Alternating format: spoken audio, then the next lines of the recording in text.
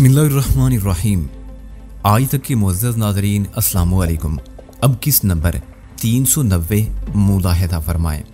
अगर वो लोग विंग को टच करते तो हमारी चाइना टाउन में मौजूदगी का राज खुल सकता था। मैंने अभी दोपहर में इसी सेल से बर्नार्ड ल्यू को फ़ोन कॉल करने की कोशिश की थी। उस वक्त मैं मिस्टर हैंक के घर पर था और मजीद 5 घंटे भी वहीं मौजूद रहा था जो ट्रेसिंग की नफी करता था। बहरहाल जो बीत गया सो बीत गया। आइंदा के लिए बेहद एहतियात की ज़रूरत थी। मुझे एक एक कदम फूंक कर उठाना था। 9 बजने में 5 मिनट बाकी थे कि मैंने वसीम को अपने फैसले से आगाह कर दिया। तुम यहीं रुककर मेरा इंतजार करोगे, मैं रेस्टोरेंट के अंदर जाऊंगा। इस वक्त हम होटल विस्टा इंटरनेशनल के नजदीक पहुंच चुके थे। न्यूयॉर्क में बहुत ऐसे कम होटल हैं जिनमें स्विमिंग पूल भी मौजूद है। विस्टा इंटरनेशनल फाइनेंशियल डिस्ट्रिक्ट का एक आलीशान होटल है जिसमें 50 फुट लंबा स्विमिंग पूल मौजूद है। विस्टा एक हाई फाई होटल है। सिंगल रूम 200 से $250 तक है। डबल रूम का किराया $250 से $300 के दरमियान है और स्वीट $550 से लेकर $1250 तक मिल जाता है। ये तमाम किराया जात एक रात गुजारने के लिए है। इस अमाउंट से होटल की ऊंची हैसियत का अंदाजा लगाया जा सकता है। Vista international world trade centre की साउथ टावर बिल्डिंग के साथ वेस्ट और लिबर्टी स्ट्रीट के संगम पर वाक़ है। ये तो कोई बात ना हुई। वसीम के कदम रुक गए। वैदान, मैं तुम्हें तनहा तो नहीं जाने दूंगा, जबकि उधर रेस्टोरेंट के अंदर तुम्हारे लिए एक खतरनाक फंदा भी लगाया जा चुका है। उसमें खतरनाकी वाली कोई बात नहीं यार, तुम समझने की कोशिश करो, मैंने उसके सच्चे जज्बे से मुतासिर होते हुए कहा। इस वक्त मैं वैदान और ना ही डिसिल्वा, मैं बिल्कुल एक तीसरे अजनबी शख्स के लिए मैं हूँ जिसका नाम वसीम है, जबकि असल खतरा तुम्हारे लिए है। तुम किसी भी वक्त डिसिल्वा के तौर पर दुश्मन की निगाह में आ सकते हो। वो तामल करते हुए बोला, कहते तो तुम ठीक ही हो, लेकिन तुम्हारा अकेले जाना मुझे अच्छा नहीं लग रहा। इस वक्त अच्छा या बुरा लगने के चक्कर में ना पड़ो, मैंने मोबाइल फोन उसकी तरफ बढ़ाते हुए कहा। अगर मुझे तुम्हारी मदद की जरूरत पेश आ गई तो मैं रेस्टोरेंट के अंदर से तुम्हें मिस कॉल करूंगा। तुम इस इशारे पर फौरन मेरी तरफ आ जाना। इसके अलावा तुम और कोई कॉल अटेंड ना करना। कुछ देर के लिए हमें सेल को ऑन रखना होगा, ये वक्त की मजबूरी है। रबी ने मुझे इस मोबाइल फोन की लाइन का नंबर बताया था। वो नंबर मेरे जहन में महफूज भी था। मेरी बात वसीम की समझ में बैठ गई। इस बात में सर हिलाते हुए बोला, हाँ ये प्लानिंग तसल्ली बख्श है। मैं किसी भी कॉल को अटेंड नहीं करूंगा। तुम्हारी मिस कॉल को मैं फौरन शिनाख्त कर लूंगा क्योंकि उसका ताल्लुक किसी एक्सचेंज से होगा। वो एक लम्हे को मुतवक्किफ हुआ, फिर इजाफा करते हुए बोला, मैं विस्टा के करीब मैं मौजूद हूँ, जाओ, तुम्हारी अल्लाह हिफाजत करे। वसीम के ये दुआया कलिमात जज्बात की सच्चाइयों से मामूर थे। मैंने उस पर एक फख्रिया निगाह डाली और ट्विन टावर की जानिब कदम बढ़ा दिए। मेरे कदमों में बला का एतमाद भरा हुआ था। वर्ल्ड ट्रेड सेंटर की इमारत पुरशिकवा होने के साथ ही खास किस्म की हुइयत भी रखती थी। दोनों टावर के दरमियान एक खास मुनासिब फासला मौजूद था। किसी जमाने में एक सरफिरे ने दोनों टावर के दरमियान तनी हुई एक मजबूत रस्सी पर एक टावर से दूसरे टावर तक चल कर दिखाया था। अपनी जान जोखिम में डालने वाले ऐसे जांबाजों की दुनिया में कमी नहीं। रब्बी मोशे हाइमन की साजिश को मैं बड़ी सफाई से बेनकाब करने वाला था। उसके गुमा में भी नहीं होगा कि मैं उसकी चाल से आगाही हासिल कर चुका हूँ और उसकी ये बेखबरी मेरे हक में सूदमंद थी। मैं वसीम की हैसियत से टेबल नंबर 109 पर जा बैठता और खामोशी से टेबल नंबर 105 का नजारा करता रहता। वसीम के तौर पर मेरे लिए वहाँ किसी खतरे का इम्कान नजर नहीं आता था। वैसे मिस्टर हिंग ने अपने दोस्त माइकल लुमाना को फोन करके बता दिया था कि मुझसे भरपूर ताउन किया जाए। रब्बी की नीयत खुल जाने के बाद असूली तौर पर मुझे उस रेस्टोरेंट में नहीं जाना चाहिए था, मगर मुझे भी एक जिद सी चली थी। मैं देखना चाहता था उस चालबाज ने मुझे शिकार करने के लिए कौन सा चारा लगाया है। ये बात तय थी कि टेबल नंबर 105 बहरहाल खाली नहीं होगी। इन्हीं ख्यालात के ताने बाने से गुजरते हुए मैं वर्ल्ड ट्रेड सेंटर के 107वें फ्लोर पर वाक़े विंडोज ऑफ द वर्ल्ड में दाखिल हो गया। उसी समय मेरी वॉच रात के 9:10 का वक्त बता रही थी। मैं यकटक उस मूरत को देख रहा था। मेरे देखने में हैरत और बेयकीनी शामिल थी। दोनों मेजों में अगरचे एक रूह का फासला था, मगर उस फासले के बावजूद भी मैं उसे बासानी देख रहा था। वो मेज नंबर 105 पर मौजूद थी और उसका रुख मेरी जानिब ही था, इसलिए मेरे नज़ारे में कोई रुकावट हायल ना थी। वो हूबहू साहिल थी। मेरी हैरत और बेयकीनी का सबब यह था कि वो साहिल क्यों कर हो सकती थी। मेरे हिसाब से तो साहिल इस वक्त बेडरूम में मौजूद थी। ज्यादा देर उसी बेयकीनी की कैफियत में बैठे रहना ठीक नहीं था, लिहाजा मैंने आंखें बंद कर ली। जाहिरी आंखें बंद होते ही मैंने तमाम तर तवज्जो तीसरी आंख पर मरकूज कर दी। इस वक्त मेरे दिल में सिर्फ और सिर्फ साहिल का ही तस्वुर था। उसका सरापा मेरी सोच की रग रग में था। थर्ड आई ने आन वाहिद में मुझे साहिल तक पहुंचा दिया। मेरी साहिल बेड से नीचे उतर रही थी। मैं पूरे सहजाब से उसे तकने लगा। वो बेड छोड़कर सुबह खरामी से चलते हुए मुलिका वॉशरूम की जानिब बढ़ गई। फिर अगले ही लम्हे उसने वॉशरूम का दरवाजा खोला और अंदर दाखिल हो गई। मैं आंखें खोलकर विंडोज ऑफ द वर्ल्ड में हाजिर हो गया। साहिल की डुप्लीकेट टेबल नंबर 105 पर मौजूद थी। रब्बी ने मेरे लिए ऐसा भरपूर चारा लगाया था कि मैं रेस्टोरेंट में दाखिल होते ही उस चारे पर मुंह मारूं। मेरी हिकमत अमली इस मौके पर बहुत काम आई और मैं रब्बी के फरेब से बाल बाल बच गया। वो जो कोई भी थी इस साल के कामयाब मेकअप में थी, ज्यादा इम्कान मास्किंग का था। मैं डुप्लीकेट पर निगाह रखते हुए मेन्यू का जायजा लेने लगा। थोड़ी देर बाद मैंने एक मुनासिब से डिनर का ऑर्डर दे दिया। इसी दौरान में मैं डाइनिंग हॉल में भी बहुत नायत मोहतात अंदाज में निगाह दौड़ाता रहा और मेरी इस एहतियात निगाही ने यह जांच लिया कि वहाँ डुप्लीकेट की निगरानी भी हो रही थी। जाहिर है वो रब्बी के मामूर करदा लोग होंगे। वो इस इंतजार में वहां मौजूद थे कि जैसे ही कोई डिसिल्वा बेस नंबर 105 पर आकर बैठे वो उसे छाप लें। अच्छा ही हुआ मैं अकेला रेस्टोरेंट में आया था, वरना वसीम के लिए बड़ी मुश्किल हो जाती। मैं इस मौके की ताक में था कि कोई उस डुप्लीकेट से बात करे, उसके करीब आकर कोई इशारा वगैरह दे ताकि मैं उस खास शख्स के हुलिये को अपनी यादाश्त में रकम कर सकूं। डुप्लीकेट से तसव्वुराती राब्ता कायम करने की कोशिश मुझे असली साहिल तक पहुंचा देती। मैंने यहाँ जिन निगाहों को डुप्लीकेट का निगरान महसूस किया था उनके हुलियों को भी याद कर लिया था। ताहम मेरे ख्याल में उनकी अफादियत के सिलसिले में कबल अज़ वक्त कुछ नहीं कहा जा सकता था। विंडोज ऑफ द वर्ल्ड जैसे महंगे रेस्टोरेंट में ऑर्डर प्लेसिंग और सर्विंग में थोड़ा वक्त लगता है, लिहाजा नजरी आवारा गर्दी के लिए मेरे पास काफी फुर्सत थी। मैं बज़ाहिर मेन्यू कार्ड के साथ मसरूफ रहते हुए आवारा गर्दी वगैरह का ये शौक पूरा करने लगा। एक्सक्यूज मी सर, एक शाइस्ता आवाज ने मुझे चौंका दिया। इस वक्त मैं मेन्यू कार्ड को देख रहा था। मैंने कार्ड पर से निगाह उठाई तो नजर के सामने एक वर्दी पोश वेटर को पाया। उसने अपने हाथ में एक कार्डलेस थाम रखा था। मैंने किसी किस्म की घबराहट का मुजाहरा किए बगैर सवारिया अंदाज में उसे देखा। वो कार्डलेस को मेरी जानी बढ़ाते हुए बोला, सर आपके लिए कॉल है। मैंने उसके हाथ से कार्डलेस ले लिया। मुझे इस कॉल पर हैरत तो बहुत हुई, लेकिन चेहरे के तासरात से मैंने जाहिर ना होने दिया। वेटर्स खामोशी से एक जानी बढ़ गया तो मैंने कार्डलेस को कान से लगाया।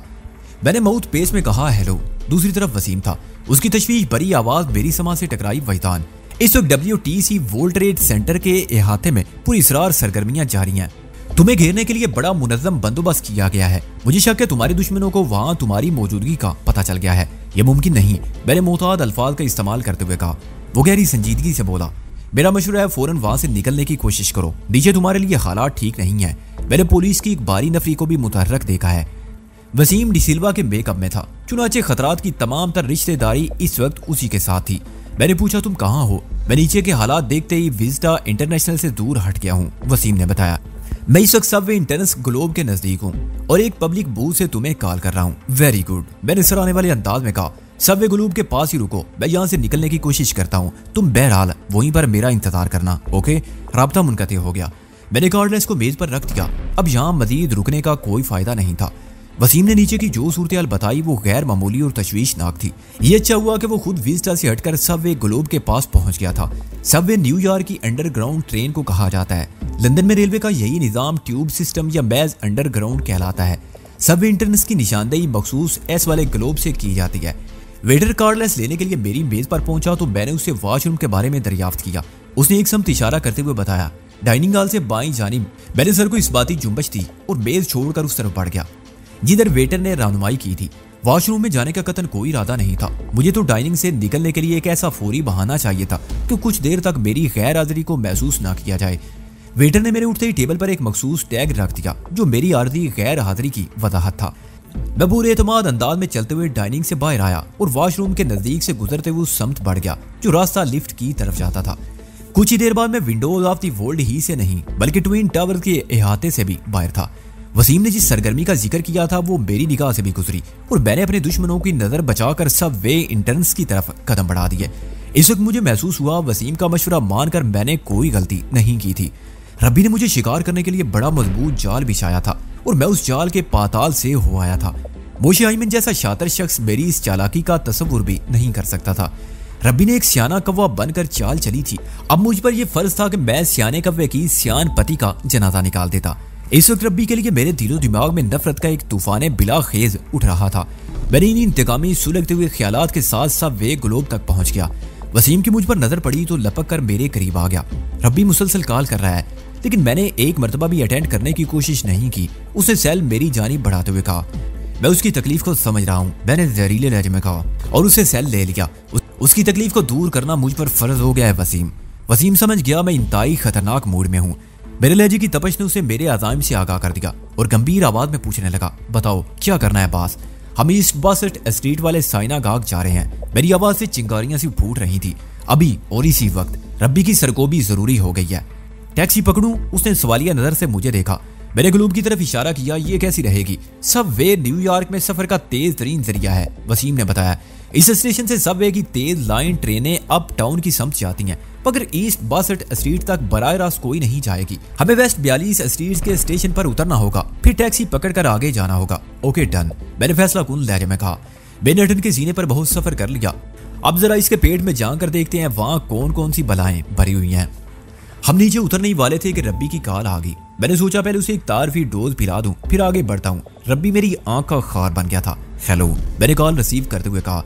उसकी बेचैन आवाज मेरी समाज तक पहुंची। वहीदान, मेरे बच्चे तुम कहाँ रह गए? अब तो 9:45 बज रहे हैं, तुम खैरियत से तो हो? मैं इतनी देर से ट्राई कर रहा हूँ, तुम फोन अटेंड क्यों नहीं कर रहे? उसके मुतअद्दिद सवालात के जवाब में मैंने सिर्फ इतना कहा, मैं इस वक्त एक हवाई जहाज में हूँ। ये गौर व फिक्र करना आपका काम है कि हजारों फुट की बुलंदी पर कोई मोबाइल सेट कार आमद हो सकता है या नहीं। एक लम्हे के तवक्कुफ के बाद मैंने इजाफा करते हुए कहा, आपके लिए खुशखबरी है, और वो ये कि मैंने साहिल का ख्याल अपने दिल से निकाल दिया है और अब बराह रास्त मैं आपके पास इसराइल आ रहा हूँ। बात मुकम्मल करते ही मैंने राब्ता मुनक़ते कर दिया। फिर अगले लम्हे मैंने सेल को ऑफ कर दिया। प्लेटफॉर्म की समत बढ़ते हुए वसीम ने कहा, हमें यहाँ ज्यादा देर इंतजार नहीं करना पड़ेगा, हर 10 मिनट बाद एक ट्रेन मौजूद होती है। वसीम ने कुछ गलत नहीं कहा था। ठीक 10 बजे रात हम दोनों सबवे की ट्रेन ई लाइन पर सवार हो रहे थे। ई लाइन वर्ल्ड ट्रेड सेंटर के स्टेशन से चलकर chambers street, spring street, Greenwich village और पेंसिल्वेनिया स्टेशन से गुजरते हुए वेस्ट 42 स्ट्रीट के स्टेशन पर पहुंची तो हमने ई लाइन सबवे को छोड़ दिया। हम जेरे जमीन प्लेटफॉर्म से बाहर निकले और बस टर्मिनल के करीब से एक टैक्सी पकड़ ली। वसीम ने कहा, इससे तो अच्छा था मैं अपनी कैब ले आता, कम से कम आमदोरफ्त का मसला तो हल हो जाता। पहले से अगर इंसान को आने वाले हालात का इल्म हो जाए तो मसाइल हल होने की बजाय बढ़ जाते हैं, मैंने गंभीर आवाज में कहा। आगई के अजाब से वही लोग आशना हैं जो रोजो शब इस तजर्बे से गुजरते रहते हैं। वसीम खामोश रहा। मेरी पुरइज़रार संजीदगी और गंभीरता ने उसे तशवीश में मुबतला कर दिया। हम दोनों के बीच एक ऐसी खामोशी खाइल होगी जो किसी चीखने दाड़ते तूफान का पेश खैमा साबित होने वाली थी। हमारी कैब स्ट्रीट 42 पर रहते हुए टाइम स्क्वायर से गुजरी, फिर ब्रेंट पार्क और न्यूयॉर्क पब्लिक लाइब्रेरी को पीछे छोड़ती हुई 5th एवेन्यू पर मुड़ गई। 5th एवेन्यू पर सफर करते हुए हमें सीधा ईस्ट 62 स्ट्रीट वाले साइनागाग पहुंचना था। मैं नहीं जानता था इन लम्हात में वसीम के दिमाग में क्या चल रहा था, लेकिन मैं पूरी यकसोई से रब्बी मोशे खाइमन के बारे में सोच रहा था। अगर उस चादर की गर्दन तक मेरे हाथ पहुंच जाते तो मैं साहिल को हासिल कर सकता था। मुझे कभी उम्मीद थी वो इस वक्त अगर साइनागाग में ना भी मिल सका तो वहां से उस तक पहुंचने का कोई रास्ता जरूर दिखाई दे जाएगा। साइनागाग में दाखिल होने के सिवा अब कोई चारा नहीं रहा था। मैं बड़ी तेजी से उस दाखिले के सिलसिले में गौर फिक्र करने लगा। येलो कैब को हमने थोड़ा आगे ईस्ट 65 स्ट्रीट पर टेंपल के सामने छोड़ दिया और पैदल ही पीछे को चल पड़े। वसीम ने पूछा, वहीदान, साइनागाग के बारे में क्या सोचा है? इस वक्त तो मैं तुम्हारे बारे में सोच रहा हूँ, मैंने उसके चेहरे पर निगाह दौड़ाते हुए कहा। रब्बी और उसके आदमी को जिस वहीदान की तलाश है वो डिसिल्वा के मेकअप में है, लिहाजा तुम उनके लिए किसी शिकार की हैसियत कर चुके हो। तुम्हारा मेकअप फौरी तौर पर उतरना बहुत जरूरी है। वो अपने चेहरे को छूते हुए बोला, तुम बिल्कुल ठीक कह रहे हो। न्यूयॉर्क खुसूसन मैनहट्टन में पब्लिक टॉयलेट्स का बड़ा काल है। दिन भर गर्दिश में रहने वाले अफराद अपनी जरूरत को पूरा करने के लिए रेस्टोरेंट्स और रेस्ट रूम्स के वॉशरूम्स को इस्तेमाल करते हैं। ईस्ट 63 स्ट्रीट पर एक रेस्ट रूम मौजूद था। हमने उधर का रुख किया और जब 15 मिनट बाद हम वहां से निकले तो वसीम अपनी असली शक्लो सूरत में आ चुका था। अलबत्ता मेरे चेहरे पर एक अजनबी शख्स का हल्का फुल्का मेकअप मौजूद था। किसी भी मजहब के मानने वालों की इबादतगाहों का तकद्दुस बहुत अहम होता है। मैंने फैसला किया था कि मैं कोशिश करूंगा कि साइनागाग के अंदर किसी किस्म की हंगामा आराई की नौबत न आए। रब्बी को बड़े तरीके सलीके से वहां से निकालना था, फिर जैसे भी मुमकिन होता उसकी खबर गिरी कर ली जाती। ईस्ट 62 स्ट्रीट पर पहुंचकर मैंने वसीम से कहा, तुम इधर ही रुको, मैं सुनकुन लेकर आता हूँ। अगर साइनागाग के अंदर घुसना पड़ा तो मैं तुम्हें इशारा कर दूंगा। इस वक्त हम ईस्ट 62 स्ट्रीट और 5th एवेन्यू के कॉर्नर पर खड़े थे। वसीम ने इस बात में सारी लाया तो मैं साइनागाग के दाखिली दरवाजे की जानिब बढ़ गया। मैंने वसीम को जहाँ रोका था वहां से गाग का दरवाजा बड़े वादे तौर पर नजर आता था। मेरे ज़हन ने एक सीधा साधा मंसूबा तरतीब दे लिया था। अगर सब कुछ नॉर्मल रहता तो मैं इस मंसूबे पर अमल करके बासानी गाग के अंदर रसाई हासिल कर सकता था। मैं सीधा गाग के निगरान के पास पहुंचा। सर की मखसूस जुम्बई से उसे हेलो कहा, फिर बताया, मेरा नाम जेरी है, मैं ला से आया हूँ। जेरी? उसने सरतापा मेरा तनकीदी नजर से जायजा लिया और बोला, ला यानी लॉस एंजलिस से आए हो? बोलो क्या काम है? मुझे रब्बी से मिलना है, मैंने उसकी आंखों में देखते हुए कहा। उसने अपनी वाच पर निगाह दौड़ाई, फिर भवें उचकाकर बोला, इस वक्त रब्बी से क्या काम पड़ गया? इस वक्त रात के 11:15 बज रहे थे। मैंने कहा, रब्बी तो इतनी हमदर्द और अजीम शख्सियत है कि उनसे किसी को भी किसी भी वक्त काम पड़ सकता है। एक लम्हे का तवक्कुफ करके मैंने इजाफा किया, ला एल्ले के एक रब्बी सैमुअल ने मुझे यहाँ भेजा है। उसका एक जरूरी पैगाम मुझे यहाँ के रब्बी तक पहुँचाना है। प्लीज मुझे जल्दी से रब्बी तक पहुँचा दो। रब्बी तो गाग में मौजूद नहीं है। उसने एक मरतबा फिर बड़ी भरपूर नजर से मुझे देखा। वो लगभग 10 बजे यहाँ से चले गए थे। कहाँ चले गए? मैंने कदरे उलझन की अदाकारी की। जाहिर अपनी रिहाइश पर गए हैं। उसने कंधे उचकाए जहाँ वो रोज जाते हैं। फिर रुककर उसने इस्तफसार किया, तुम रब्बी फ्रैंकलिन से मिलने आए हो ना? ओ नो, मैंने मखसूस अमरीकी लहजे में कहा। मैं रब्बी मोशे हाइमन की बात कर रहा हूँ जो अलास्का से आए हुए हैं। रब्बी सैमुअल का पैगाम मुझे मोशे हाइमन तक पहुँचाना है या फिर उनके राइट हैंड बर्नार्ड ल्यू मिल जाए। आखिरी जुमला मैंने खास चाल के तौर पर अदा किया। उसने चौंक कर मुझे देखा और बोला, सॉरी, मैं समझा तुम इस गाग के रब्बी फ्रैंकलिन के पास आए हो। फिर थोड़े तवक्कुफ के बाद बोला, अगेन सॉरी, रब्बी मोशे हाइमन से तुम्हारी मुलाकात नहीं हो सकती। अलबत्ता बर्नार्ड ल्यू फ्रैंकलिन के साथ उनके साथ घर गए हैं। ये भी खुशखबरी ही थी, मगर मैंने चेहरे के तासरात से अपनी अंदरूनी खुशी जाहिर ना होने दी और कदरे मायूस लहजे में इस्तफसार किया, रब्बी मोशे हाइमन से मुलाकात क्यों नहीं हो सकती? वो कल रात मैनहट्टन से चले गए थे। उसने बताया। मुझे एक झटका सा लगा। मैंने कल रात 8 बजे इसी साइना गाग में तसव्वुर की निगाह से रब्बी मोशे हाइमन, बर्नार्ड ल्यू और नकली वजदान को देखा था। अगर इस शख्स की इतला दुरुस्त थी तो इसका मतलब था रब्बी न्यूयॉर्क बल्कि अमेरिका से बाहर जा चुका था। तो क्या वो वाकई इस वक्त इसराइल में था? अगर वो इसराइल में था तो फिर मेरी साहिल कहाँ थी? ये तमाम तर सवाल सेकंड के 1000वें हिस्से में मेरे देन में गुजरे और मैंने गाग के निगरान से पूछा, रब्बी मोशे हाइमन कल रात कब और कहाँ गए हैं? कहाँ गए हैं इस बारे में तो मैं कुछ नहीं जानता, उसने आम से लहजे में कहा। अलबत्ता मेरा अंदाजा है वो इस वक्त न्यूयॉर्क में नहीं है। उस गाग से वो कल रात कमोबेश इसी वक्त निकले थे। बात खत्म करते ही उसने अपनी वॉच पर निगाह डाली। ओह, मैंने अपने चेहरे पर मौजूद मायूसी के तासरात में इजाफा किया और कहा, ठीक है, रब्बी चले गए तो उनके 10 से रास मिस्टर ल्यू के बारे में बताओ, मैं उन्हीं से मिल लेता हूँ। रब्बी फ्रैंकलिन की रिहाइश किस तरफ है? ला से बार बार तो नहीं आया जा सकता। मुमकिन है ल्यू को मालूम हो मोशे हाइमन इस वक्त कहाँ होंगे। उस बंदे ने अपने सर को कुछ इस तौर इस बाती जुम्बश दी जैसे कह रहा हो, हाँ ये बात ल्यू ही को मालूम हो सकती है। फिर उसने बड़ी शराफत से मुझे रब्बी फ्रैंकलिन के घर का पता बता दिया। मज़कूरा रब्बी ईस्ट 59 स्ट्रीट पर वाक़े सनशाइन अपार्टमेंट्स में रहता था। उसके अपार्टमेंट का नंबर C62 था। गोया ये इलाका साइना गाग से ज्यादा दूर नहीं था। Sunshine apartments east 59 street, park Avenue और लिग्जिंगटन एवेन्यू के दरमियान वाक़े थे। मैंने गाग के निगरान का बेहद शुक्रिया अदा किया और वहां से चला आया। इस गुफ्तगू के दौरान में मैंने उस शख्स के खालो खत अपने ज़हन में नक्श कर लिए थे। उसने मुझे अपना नाम मॉर्गन बताया था। मुझे नहीं लगता था उसने मुझसे कोई गलत बयानी की हो। मैं अपने तौर पर किसी भी वक्त उसे चेक कर सकता था। वो जब भी गाग के अंदर जाता मैं उसके उलिये की उंगली पकड़कर उसके बयान की तस्दीक कर सकता था। वैसे बर्नार्ड ल्यू का सुराग मिल जाना भी एक बहुत बड़ी कामयाबी थी। थोड़ी देर बाद मैं वसीम के साथ पैदल मार्च करते हुए ईस्ट 59 स्ट्रीट की जानिब बढ़ रहा था। वसीम ने गहरी संजीदगी से पूछा, उधर क्या रहा? रब्बी तो न्यूयॉर्क में मौजूद नहीं, मैंने उसके साथ कदम बढ़ाते हुए कहा। अलबत्ता उसके एक खास आदमी बर्नार्ड ल्यू का पता चल गया है। वो सनशाइन अपार्टमेंट्स में रब्बी फ्रैंकलिन के घर में ठहरा हुआ है। फिर इससे पहले कि वो पूछता रब्बी फ्रैंकलिन कौन है, मैंने इजाफा करते हुए कहा, फ्रैंकलिन ईस्ट 62 स्ट्रीट साइना गाग का रब्बी है। फिर मैं वसीम को बर्नार्ड ल्यू के बारे में मुख्तसरन बताने लगा। हमने ईस्ट 59 स्ट्रीट के आगाज पर 5th एवेन्यू को छोड़ दिया और अपनी मतलूबा स्ट्रीट में दाखिल होकर मशरकी समत बढ़ने लगे।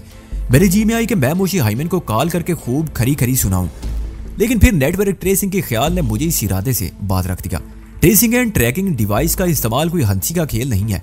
किसी मखसूस मोबाइल के सिग्नल के जरिए उसकी लोकेशन मालूम करना और ये जानना कि वो इन लम्हात में कहाँ है और कौन सा एंटीना इस्तेमाल कर रहा है खासा मुश्किल काम है। और ये मुश्किल काम रब्बी मोशे हाइमन जैसे बाज़ शख्स के इशारे पर ही मुमकिन था, वरना नेटवर्क वाले इस नोयत की दर्द सरी के चक्कर में नहीं पड़ते।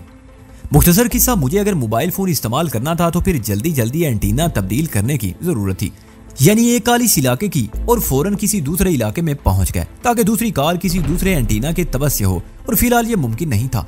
लिहाजा सेल को ऑफ रखने ही में आफियत थी। हमने ईस्ट 59 पर रहते हुए पार्क एवेन्यू को क्रॉस किया और सनशाइन अपार्टमेंट्स के करीब पहुंच गए। मज़कूरा अपार्टमेंट्स तर्ज तामीर का उम्दा नमूना पेश कर रहे थे। मैंने वसीम को अपने लाए अमल से आगाह किया। प्रोग्राम के मुताबिक वसीम को अपार्टमेंट के बाहर रहना था और मुझे अंदर दाखिल होना था। हमारी मालूमात के मुताबिक इस वक्त C62 में रब्बी फ्रैंकलिन और बर्नार्ड ल्यू के सिवा और कोई नहीं था, और इन दो अफराद से निमटना मेरे लिए चंदा मुश्किल नहीं था। अगर मैं अंदर दाखिल होने के बाद 15 मिनट तक वसीम से राब्ता ना करता तो फिर वो भी अपार्टमेंट के अंदर पहुंच जाता, वरना वो बैरूनी हालात को कंट्रोल करने की कोशिश करता। मैंने मोबाइल फोन और राय से छीना हुआ हथियार वसीम के पास छोड़ दिया और एक खतरनाक खंजर को अपने पास रखकर 62 के दाखिली दरवाजे की समत बढ़ गया। मज़कूरा खंजर एक बड़े चाकू से मुशाबा था। मैंने वसीम के साथ आज चाइना टाउन में जो शॉपिंग की थी, ये खंजर उसी का नतीजा था। एक दुकान के शोकेस में रखा हुआ ये नन्हा सा खंजर या बड़ा सा चाकू मुझे बेहद पसंद आया था और इसे खरीदने में मैंने एक लम्हे की भी ताखीर नहीं की थी। मैंने C62 अपार्टमेंट की डोरबेल का बटन दबाया और एक तरफ खड़ा होकर दरवाजा खुलने का इंतजार करने लगा। मैं इस वक्त तब्दील शुदा हुलिये में था। किसके हुलिये में था इस बारे में कुछ नहीं कहा जा सकता। साइनागाह के निगरान को मैंने अपना नाम जेरी बताया। यहाँ भी मैं वही कार्ड खेलने का इरादा रखता था। ऐन मुमकिन था निगरान मॉर्गन ने फोन पर फ्रैंकलिन को बता दिया हो। थोड़ी देर बाद दरवाजा खुला और एक हसीना की सूरत मेरी निगाह से मुतसादम हुई। मैंने उसकी गहरी आंखों में झांका और उसके कुछ पूछने से पहले ही अपना तारुफ कराते हुए कहा, मेरा नाम जेरी है, मैं लॉस एंजलिस से आया हूँ। मैं रब्बी सैमुअल का एक खास पैगाम लेकर आया हूँ। मुझे बर्नार्ड ल्यू से मिलना है। मैं साइनागाह गया था। मॉर्गन से पता चला कि ल्यू फ्रैंकलिन के साथ इस अपार्टमेंट में मौजूद है। मैंने एक ही सांस में अपने बारे में सब कुछ बता दिया था। वो खड़ी आंखें खोले हैरत से देखती रही। मैंने इजाफा करते हुए उल्टा उससे सवाल किया, क्या मॉर्गन ने यहाँ फोन करके मेरी आमद के बारे में आप लोगों को कुछ नहीं बताया? एक मिनट ठहरो, वो बुखलाहट अमेज लहजे में बोली, मैं फ्रैंकलिन को भेजती हूँ। इतना कहकर वो ये जा और वो जा हो गई। उसकी सूरत गायब होने से कबल दरवाजा बंद हो चुका था। मैं खामोशी से अंदर के हालात के बारे में सोचने लगा। दरवाजा खोलने वाली हसीना की मौजूदगी गैर मुतवक्के थी। पता नहीं और कौन कौन इस फ्लैट में अपना वजूद रखता था। मैं अगर चाहता तो दरवाजा खोलते ही भरा मार कर अंदर दाखिल हो जाता, मगर यहाँ मैं कदरे मुख्तलिफ हिकमत अमली को अपनाना चाहता था। मैंने जारी बनकर जिस खेल का आगाज किया था उसमें मुझे अच्छा खासा मजा आ रहा था। गाग में मैं ही फ्रंट पर रहा था, लिहाजा अब भी मैंने वसीम को पीछे ही रखा था। इस बात के इम्कानात बड़े कभी थे कि मॉर्गन ने फोन करके रब्बी फ्रैंकलिन को किसी जेरी की आमद की इतला दे दी हो। उस हसीना का चेहरा दोबारा मुझे दिखाई दिया और उसने मुझे अंदर आने की इजाजत दे दी। मैंने मुस्कुराकर सर को इस बाती जुम्बश दी और उसके इशारे पर अपार्टमेंट के अंदर कदम रख दिया। फिर अगले लम्हे मेरी कनपटी पर किसी बेरहम गन की सर्द नाल आकर टिक गई।